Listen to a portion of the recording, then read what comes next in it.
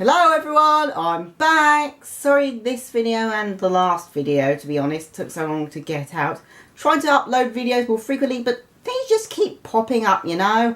I mean, I had to go to holiday in Ireland with my family, and I also somehow managed to get my thumb impaled on one of my mum's combs.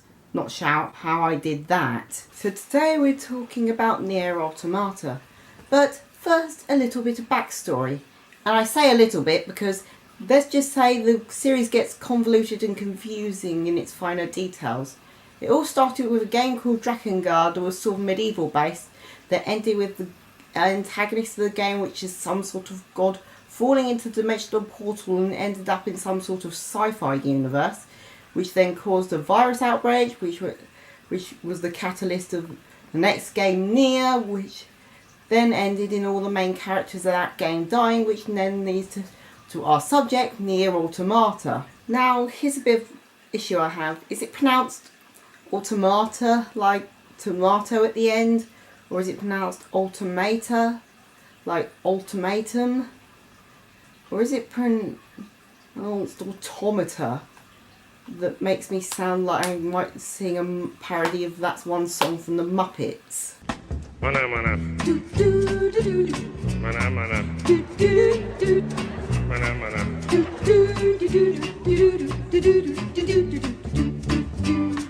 The game starts with a pretty gripping intro, though this being made by Platinum Games, that's kind of to be expected. It starts out in some 2D shooter segment where you're piloting a mech, and then divulges into the Platinum game style hacky slashy fun times. Although this time with some RPG elements mixed in, and some bullet hell for good measure. Geez, between this and Undertale, I guess RPG bullet hell's a thing now. It is here that we are introduced to one of our protagonists, 2B, who is a sword-wielding, by-the-books kind of protagonist who dresses like a goth maid and wears a blindfold that doesn't really serve any purpose since she can apparently see with it on anyway. And naturally, we proceed the Platinum Games tropes by fighting a giant massive boss fight at the end of the stage. Along with 2B, we're introduced to another protagonist, 9S, who is a youthful, optimistic character, so naturally being from Japan means that something terrible is going to happen to the people he cares about, causing him to have a fit of angst. He is also wearing a gothic style outfit, although his more resembles the outfit of a schoolboy from Victorian times. And he also comes equipped with his own useless blindfold. So the two of them manage to defeat the oil rig robot machine thing, only for a bunch more of them to pop up, and surrounded with no hope, they decide to pull their black boxes out of their arse, maybe literally in 2B's case, and tap them together and cause a mass explosion, wiping out the machines and themselves. I guess that's his game over then. See you in the next entry. Bye! Nope. Just kidding. Turns out that they're androids. And since they're androids, means that even if their bodies are destroyed, they can upload their memories to the cloud. I mean, the Euro network. Euro, by the way, is apparently the name of the group they work for. This also means that saving in this game actually has a narrative explanation. Trust me, this isn't the last comparison between this and Undertale. And you finally get an explanation for what the damn hell is actually going on here. So apparently the androids are fighting against the machines that are being controlled by aliens who invaded the Earth and sent humankind packing to the moon, assuming there are no wizards there. So rather than take back the world themselves, good old humanity just decides to create androids to fight their battles for them and take back the Earth for them. Typical.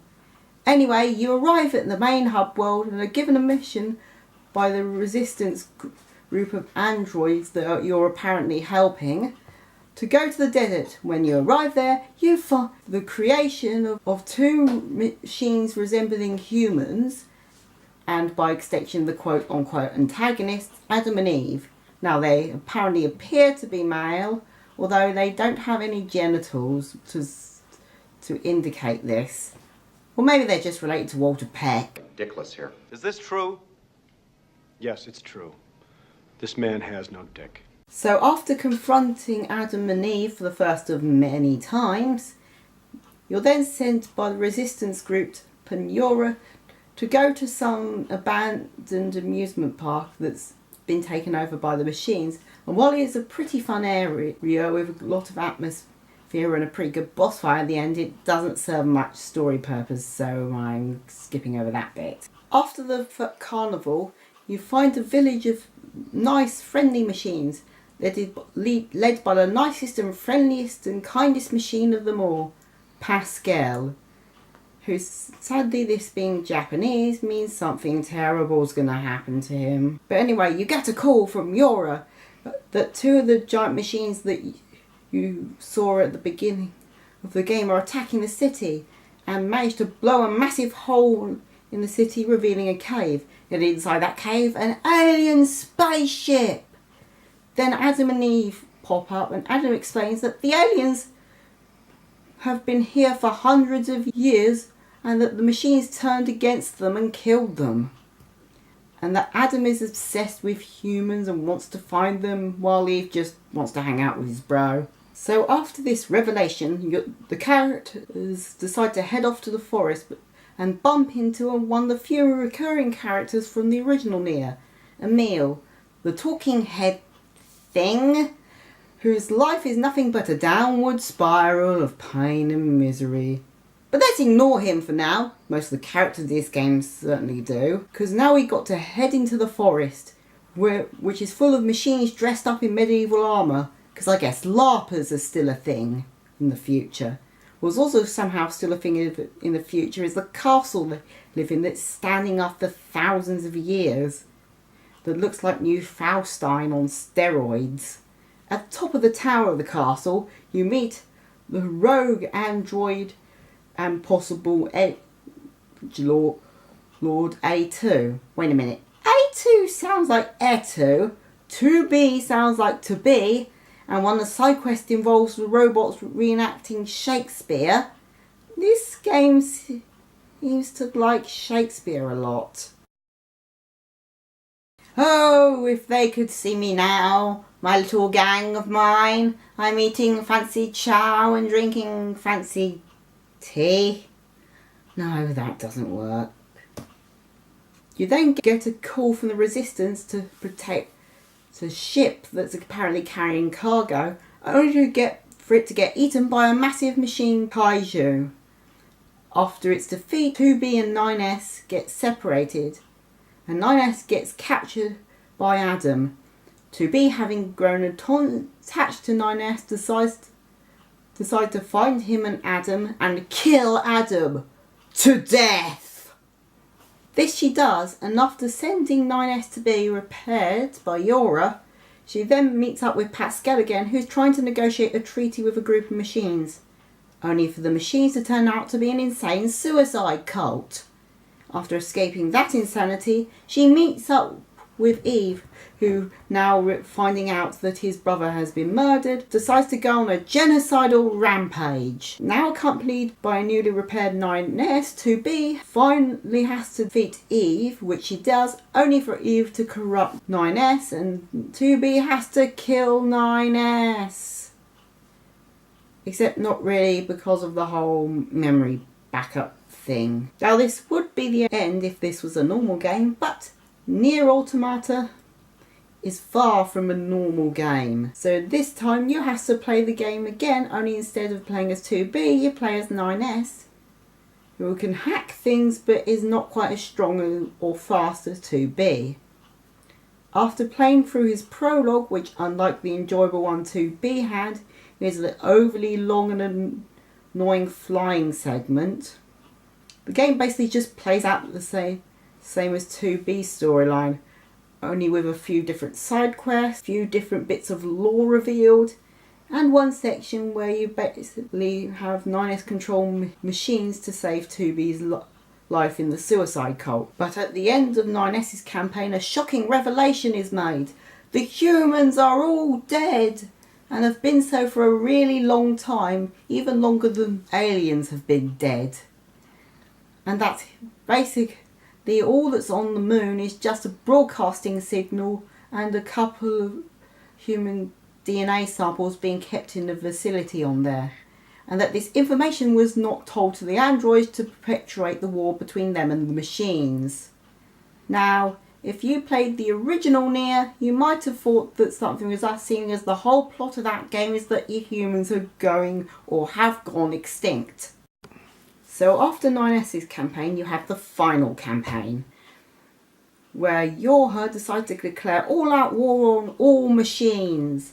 But the machines release a virus that ends up taking control of all Yorha units that are affected by it, including 2B, who has to be mercy killed by A2. Remember her?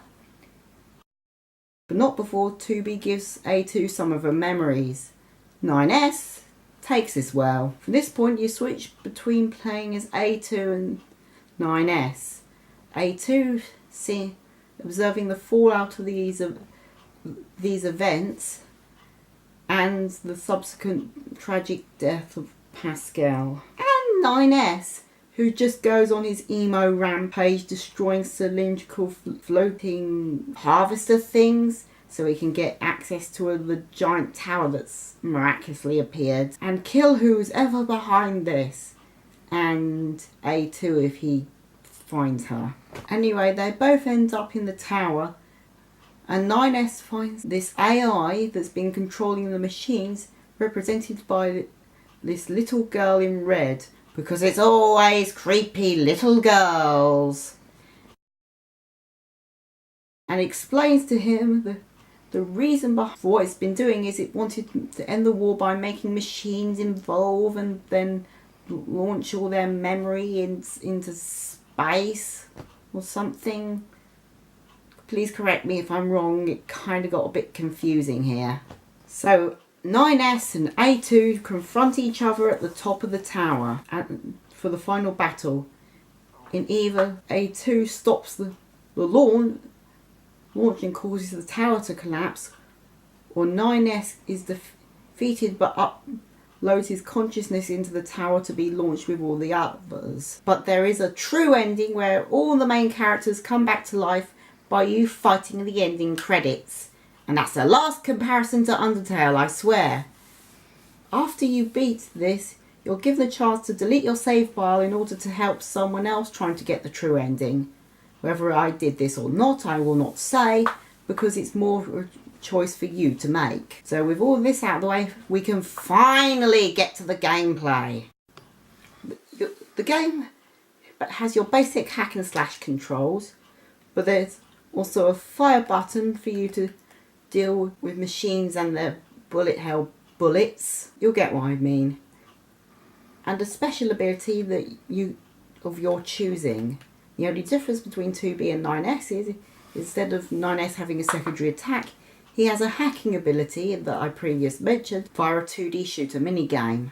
We can be used on either locks, access them, or machines to either take control or destroy them. They also have a last resort self-destruct button, which causes massive amounts of damage around them in exchange for a load of their health and some of their clothes.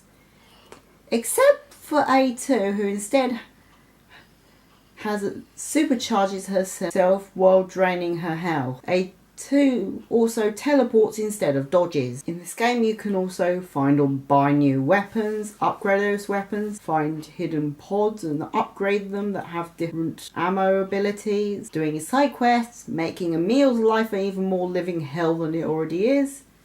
And since this isn't technically an RPG, or at least a pseudo RPG, means you can level up. However, this brings up one little issue I have. Since enemies and bosses, even especially those in the campaign, don't scale to your level, which means that bosses that are supposed to be challenging and epic can end up being a bit easy if you're over leveled. But this is just a minor complaint compared to everything else. Speaking of which, this leads us on to our next subject. The game's graphics are pretty good. Then again, nowadays most games' graphics are pretty good. I said most games, Mass Effect Andromeda. Anyway, what I really liked is the art style. It's highly detailed and a bit of Japanesey flair without being too Japanesey. Also, I like how it was intentional that they made the machines not evil looking and actually kind of cute. As for the music, it's outstanding and makes the intense, epic and memorable moments even more intense, epic and memorable. Oh, and if you're wondering what happened to the Music Master, we've finally made an agreement and he'll be appearing every other episode. I had high expectation for this game, and it's, in my opinion, probably one of the best games that came out this year, if not one of my favourite games of all time, up there with God Eater 2. You know, the game that nobody has heard about from a series that many people don't even know exists.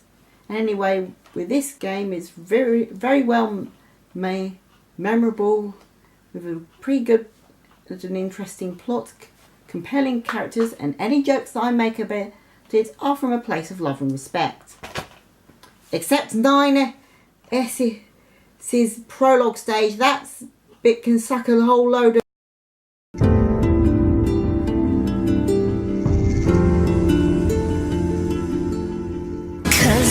shout it loud, even if our words seem meaningless. It's like I'm carrying the weight of the world.